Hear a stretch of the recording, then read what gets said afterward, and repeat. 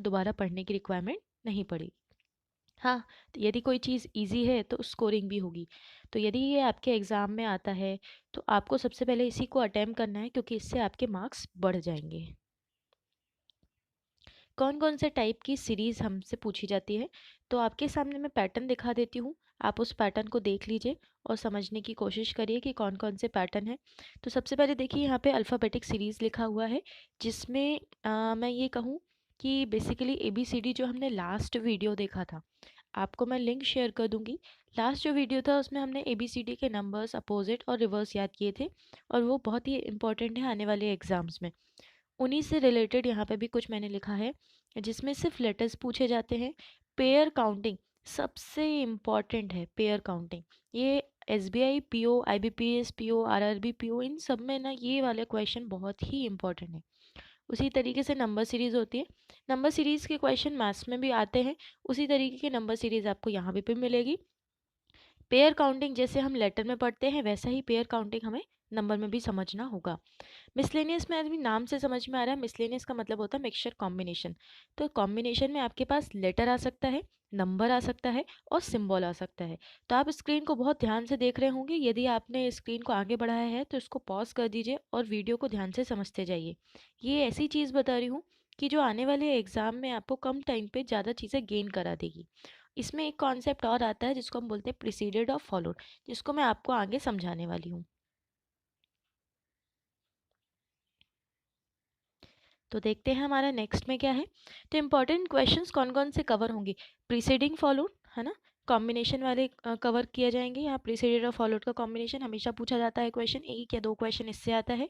Pair counting तो बिल्कुल आप रट लीजिए, समझ लीजिए, कैसे भी करके क्वेश्चन की प्रैक्टिस आपको करनी ही है, पेयर काउंटिंग पूछा जाता है। पोजीशन कंडीशन भी आता है ये क्वेश्चन, जिसमें मैं आपको शॉर्ट ट्रिक बताऊंगी।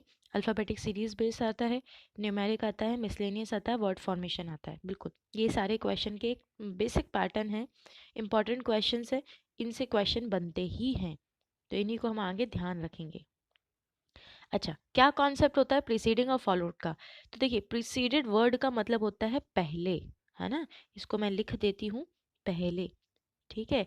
और फॉलोइंग वर्ड का मतलब होता है बाद में, ठीक है। अपन बोलते हैं ना फॉलो मी, फॉलो मी, तो फॉलो मी का मतलब क्या होता है, हम आगे जा रहे हैं, हमारे पीछे कोई आ रहा है। तो उसी तरीके से यहाँ पे मैंने आपको एक एग्जाम्पल दिया है। तो जैसे ये आपके सामने 7 दिख रहा है, ठीक है। अब ये जो 7 के जो पहले M लिखा है, इसको बोला जाता है प्रीसीडिंग, मतलब पहले आ गया, 7 से पहले आ गया। और जो यहाँ परसेंटेज लिखा है, इसको मैंने क्या लिखा है, F, मतलब फॉलोइंग। तो preceded means just before you talk, following means just after you talk. याद करने का सिंपल सा तरीका है, प्रोविडेंट फंड हम बोलते हैं ना, प्रोविडेंट फंड, PF अकाउंट खोल लो, PF अकाउंट, तो P पहले आता है और F बाद में आता है। तो आपको इस तरीके से ही चीज़ों को याद रखना है, ठीक है। अच्छा, क्वेश्चन में चेक कर लेते हैं अब यही चीज़ कि कहाँ कैसे सॉल्व करनी है। तो आप यहाँ देखिए, क्वेश्चन में लिखा है कि कॉन्सोनेंट फाइंड करना है, ठीक है, हमें कॉन्सोनेंट की रिक्वायरमेंट है। अब यहाँ लिखा है इमिडिएटली प्रिसीडेड बाय वॉवल्स, मतलब इसके पहले हमें क्या चाहिए होगा, वॉवल चाहिए होगा। And immediately followed by consonant, मतलब इसके बाद हमें क्या चाहिए, कॉन्सोनेंट चाहिए। तो आप सिंपल सी चीज़ देखिए, एक वॉवल चाहिए है, जिसके बाद दो क्या होने चाहिए, हमारे पास कॉन्सोनेंट होना चाहिए। तो सबसे पहले यहाँ पे ना वॉवल सर्च करिए। तो जैसे मुझे ई वॉवल मिला और उसके बाद दो लगातार कॉन्सोनेंट्स हैं, तो हमारा एक ये पैटर्न सही हो रहा है। उसके बाद मुझे आई मिल रहा है, आई के बाद भी दो क्या है हमारे पास, कॉन्सोनेंट है, तो ये भी सही मिल रहा है, ठीक। अच्छा, यहाँ पे यू जरूर मिला हमको, पर यू के यहाँ पे वी और ई आ गया, वी तो कॉन्सोनेंट है पर ई तो हो नहीं सकता, तो वो गलत हो जाएगा। अच्छा, अब देखिए ए को भी तो मिल सकता है हमें, ए का भी तो मिल सकता है ना, ए वाला भी हम कर सकते हैं। तो ए के लिए हम क्या देखेंगे, ए के आगे भी क्या है हमारे पास, एन और ओ आ गया, फिर गड़बड़ हो गया हमारा। तो यहाँ पे हम आंसर क्या टिक करेंगे, सिर्फ 2, ठीक है। तो प्रीसीडेड और फॉलोड का ये कॉन्सेप्ट होता है, प्रीसीडेड मतलब होता है पहले, फॉलोड मतलब होता है बाद में। तो आप भी इस क्वेश्चन को पॉज कीजिएगा और एक बार ट्राई करने की कोशिश करिएगा। नेक्स्ट की तरफ बढ़ते हैं, पेयर काउंटिंग। ये जो पैटर्न है, ये सबसे फेमस क्वेश्चन है, PO और क्लर्क में हमेशा ये चीज़ पूछी जाती है, ठीक है। तो इसकी तैयारी के लिए बिल्कुल ध्यान रखिएगा। पेयर काउंटिंग में कुछ अलग अलग नाम से पूछा जाता है, तो इसको फॉरवर्ड भी बोलते हैं, लेफ्ट टू राइट भी बोलते हैं, अल्फ़ाबेटिकल पेयर बोलते हैं, ये तीनों एक ही काम करते हैं। और ये तीनों एक काम करते हैं, रिवर्स राइट टू लेफ्ट और रिवर्स अल्फ़ाबेटिकल पैटर्न।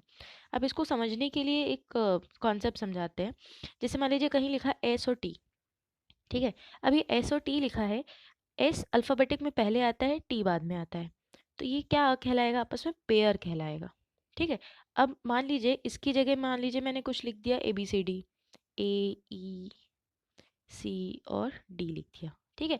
अच्छा, यदि हम इसमें पूछा जाए कि इसमें किन लेटर्स में पेयर बन रहे हैं, वो पेयर वैसे ही बन रहे हैं जैसे हमारे इंग्लिश अल्फ़ाबेट में होते हैं। अच्छा, हमारा इंग्लिश अल्फ़ाबेट क्या होता है, ए बी सी डी होता है, ठीक। अब देखिए यहाँ पे नोटिस करिएगा, ए दिया गया है, ठीक है। ए और सी में कितने बीच में पेयर होने चाहिए, कितने लेटर्स आने चाहिए बीच में, कितने लेटर्स आना चाहिए, देखिए जरा काउंट करिए कितने लेटर्स आने चाहिए। तो यहाँ ए और सी के बीच में कितने लेटर आना चाहिए, एक लेटर आना चाहिए। यहाँ पे भी एक ही लेटर है, तो ए और सी एक पेयर कहला जाएगा। अच्छा, सी और डी भी तो पेयर कहला जाएगा, क्योंकि सी के जस्ट बाद क्या है, डी, और सी ए और डी भी तो पेयर कहला जाएगा। पर किसी ने काउंट किया क्या, सी डी और ई पेयर होगा क्या, नहीं होगा। क्यों, क्योंकि डी और ई के बाद में इतने क्या होता है, ज़ीरो का गैप है यहाँ पे, जबकि यहाँ डी और ई में कितना लिखा हुआ है, एक का गैप दिया है। तो गैप शुड बी सेम, मतलब जो भी हम गैप मेंटेन कर रहे हैं ना, वो हमारा एक जैसा होना चाहिए, उसमें कोई चेंजेस, कोई अलग पैटर्न नहीं होना चाहिए। तो अभी आप नोटिस करना, जैसे मैंने एस ओ टी लिखा था, अल्फ़ाबेटिक में भी एस ओ टी आता है, तो एस ओ टी के बीच में कोई गैप नहीं है।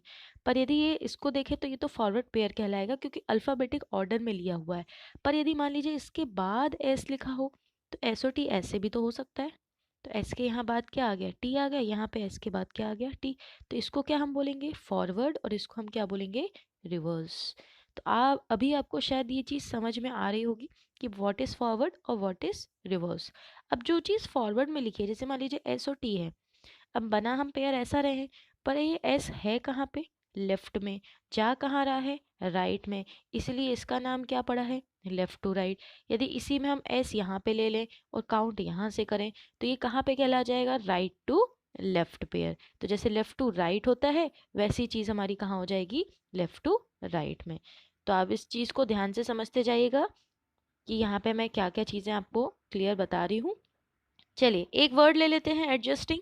एडजस्टिंग में कितने लेटर्स हैं, तो आप देखिए सबसे पहले तो मैं आपको भी बोलूँगी और आप भी खुद भी बोलोगे, मैम यहाँ एस ओ टी तो बन रहा है, बिल्कुल एस ओ टी बन रहा है, ठीक है। अब और क्या बन रहा है, और देखें यदि हम, तो देखिए अपन बोलते ना जी एच आई, बोलते हैं जी एच आई, तो जी और आई के बीच में एक पेयर होता है, एक लेटर का गैप होता है। वैसे ही यदि हम यहाँ पे समझें, जी और आई के बीच में गैप तो है, पर यदि गैप देखें तो किस फॉर्मेट में है, रिवर्स फॉर्मेट में है। तो इसको हम क्या बोलेंगे, रिवर्स अल्फ़ाबेटिक पेयर है, एक फॉरवर्ड बना है और एक रिवर्स बना है, ठीक है। तो यहाँ पे अपन ने क्या लिखा है, एडजस्टिंग, ठीक है। अब देखिए यहाँ पे हम काउंट करें, आप बोलो मैम ए और डी के बीच में भी पेयर बनना चाहिए, तो बिल्कुल नहीं बन सकता। क्यों नहीं बन सकता, क्योंकि ए और डी के बीच में हमें क्या चाहिए है, बी और सी, दो लेटर का गैप होना चाहिए। दो लेटर कोई भी हो सकता है, वो जरूरी नहीं, पर्टिकुलर नहीं कि बी और सी ही लेटर हो। तो यहाँ ए और डी में तो नहीं बन सकता, ठीक है। कुछ लोग बोलते हैं एस और यू में बन जाना चाहिए, बिल्कुल नहीं बनेगा। एस के बाद क्या आता है, टी आता है, और फिर उसके बाद क्या आता है, यू। तो एस और यू के बीच में तो गैप एक होना चाहिए ना, तो वो नहीं बनेगा। अच्छा, कोई कोई बोलते हैं डी और आई में बन जाना चाहिए, देख लेते हैं डी आई में। तो डी के बाद यदि हम बात करें तो क्या आता है, ई आता है, एफ आता है ना, जी आता है, एच आता है, और फिर क्या आता है, आई। बिल्कुल पैटर्न सेम है, देखो डी की पोजीशन और आई की पोजीशन के बीच में उतने ही लेटर हैं जितने अल्फ़ाबेटिक में हैं। तो इस तरीके से हमने यहाँ पे एक तो बना है डी से आई, दूसरा बना है एस और टी, और एक बना है जी से आई। तो हमने यहाँ पे कितने पैटर्न बना लिए हैं, 3 पैटर्न हमने यहाँ पे ड्रॉ कर लिए हैं। तो इस तरीके से हम क्वेश्चन को सॉल्व कर सकते हैं, ठीक है। चलिए आगे की तरफ बढ़ते हैं हम। नेक्स्ट पैटर्न जो हमारे सामने आ रहा है वो क्या है, आज़ाद दिया हुआ है, ठीक है। अब ये आपके सामने आज़ाद दिया हुआ है। बहुत लोगों के दिमाग में डाउट जाता है ए और जेड भी तो पेयर बनेगा, क्योंकि ए के बाद जेड आता है या जेड के पहले ए आता है, लोग इस तरीके से सोचते हैं। तो ए और जेड कभी पेयर नहीं बन सकता। रीज़न ये है क्योंकि ए और जेड के बीच में बी सी डी करते हुए ऐसे बहुत सारे लेटर्स आएंगे जो यहाँ पे हमारे पैटर्न सीक्वेंस में नहीं है, तो कभी भी ए जेड पेयर नहीं बनेगा। वैसे ही जेड ए भी कभी पेयर नहीं बनेगा। हाँ, पेयर जरूर क्या बन सकता है हमारे सामने, यहाँ पे क्या पेयर हम बना सकते हैं, यदि हम बात करें जरूर क्या बना सकते हैं, ए और, है ना, ए और जेड बना सकते हैं, ठीक है, ए और जेड बना सकते हैं। ए और जेड को हम जरूर पेयर बना सकते हैं क्योंकि ए और डी, ए और जेड, ए और डी को जरूर पेयर बना सकते हैं क्योंकि ए के बाद आता है बी, सी और फिर डी। इस तरीके से हम क्वेश्चन को सॉल्व करते हैं। चलते हैं हमारे नेक्स्ट की तरफ। ये जो वर्ड मैंने आपको दिए हैं इनकी प्रैक्टिस आप वीडियो को पॉज करते हुए करते जाइएगा और समझने की कोशिश करिएगा, काफ़ी इम्पॉर्टेंट है और एग्जाम में आते भी हैं। एक क्वेश्चन और ले लेते हैं हम। वर्ड लिखा है ऑल्दो, ठीक है, ऑल्दो में क्या क्या पेयर बनेंगे यदि हम इस चीज़ को समझें तो हमारे पास वर्ड दिया है ऑल्दो। सबसे पहले तो हाँ, बहुत लोगों ने आंसर करना ही स्टार्ट कर दिया है कि जी और एच पेयर बन सकता है। यस, जी और एच बिल्कुल बनेगा। तो जी के बाद क्या आता है, एच आता है, बिल्कुल सही। अच्छा, और क्या बना सकते हैं, अच्छा हम ए से यदि काउंट करना स्टार्ट करें, A B C D E F G, तो ए और जी भी तो बन सकता है। अच्छा, फिर जब ए और जी बन सकता है तो ए और एच भी पेयर बन सकता है। ये सारे पेयर में मैं एरो बना रही हूँ। पेयर का मतलब क्या है, ये फॉरवर्ड पेयर है, मतलब ये आगे की तरफ बढ़ते हुए पेयर है, इनको लेफ्ट टू राइट भी पेयर कहा जाता है, ठीक है। और कौन सा बन सकता है, जी से काउंट करना स्टार्ट करें, रिवर्स में जी एच आई जे के एल, बिल्कुल सही। जी से एल भी एक पेयर बनेगा जिसको हम रिवर्स पेयर कहते हैं, ठीक है। अच्छा, L M N O, L से ओ की तरफ भी बनेगा। तो ऐसे हमारे पास क्या हो गए, 4 क्या हो गए, फॉरवर्ड पेयर बना लिए हमने, और एक पेयर जो है वो क्या बना लिया हमने, रिवर्स बना लिया। तो ऐसे हमने पेयर काउंटिंग सीख लिया है, ठीक है।